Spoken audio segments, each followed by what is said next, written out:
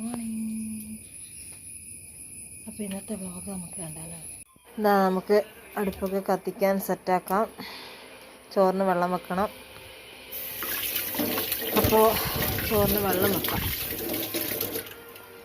ഇത് ഞാൻ ഇന്നലെ പുതിർത്ത സോയാബീനും അരിയൊക്കെയാണ് ദോശയ്ക്കുള്ള. അപ്പോൾ സ്റ്റൗവിൽ കുടിക്കേണ്ട വെള്ളം വെച്ചിട്ടുണ്ട്. ഇനി നമുക്ക് ചോറിനുള്ള വെള്ളം വെക്കാം. അപ്പോൾ നമ്മൾ ചോറിന് വെള്ളം വെച്ചു. അത് ചൂടായിട്ട് അരിയിടാം. അത് ചൂടാവുന്നുണ്ട്.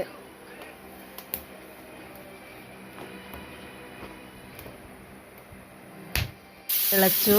അപ്പോൾ നമുക്ക് അരിയിടാം. ഇത് അരിയിട്ടു. ഇനി ബാക്കി കുറേ പരിപാടിയുണ്ട്.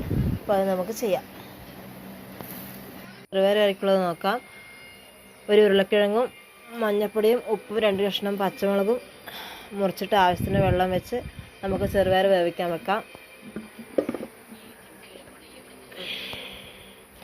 കഴുകി വൃത്തിയാക്കിയ സോയാബീനിൽ മഞ്ഞൾപ്പൊടിയും മുളക് പൊടിയും ആവശ്യത്തിന് ഉപ്പും കുറച്ച് ചിക്കൻ മസാലയും ഇത് നല്ലോണം മിക്സ് ചെയ്യുക. അപ്പോൾ അതും വെക്കാം.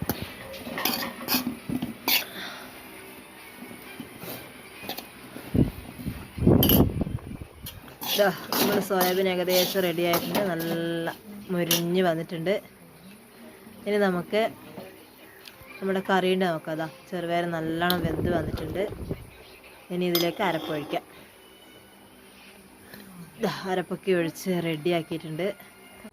ഏട്ടൻ്റെ ചോറ് കൊണ്ടുകൊണ്ട് എന്തെല്ലാം നോക്കാം. ചോറും സോയാബീൻ ഫ്രൈയും ദോശയും കറിയും കുടിക്കേണ്ട വെള്ളം കൊണ്ടുപോകണം. ചോറ് കുറേ ആയി ഇപ്പോൾ കൊണ്ടുവന്നു. അപ്പോൾ അതൊക്കെ റെഡിയായി.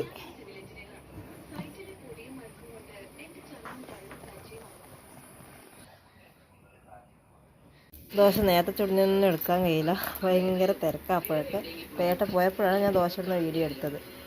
അപ്പോൾ ഇതാ സമയം 9 മണിയായി. ഇനി മോളെ കീപ്പിച്ച് റെഡിയാക്കിയിട്ട് സ്കൂളിൽ പറഞ്ഞേക്കട്ടെ. ഇതാ അവളുടെ സ്നാക്സ് ബോക്സിൽ ബിസ്ക്കറ്റ് ഉണ്ട് വെക്കുന്നത്.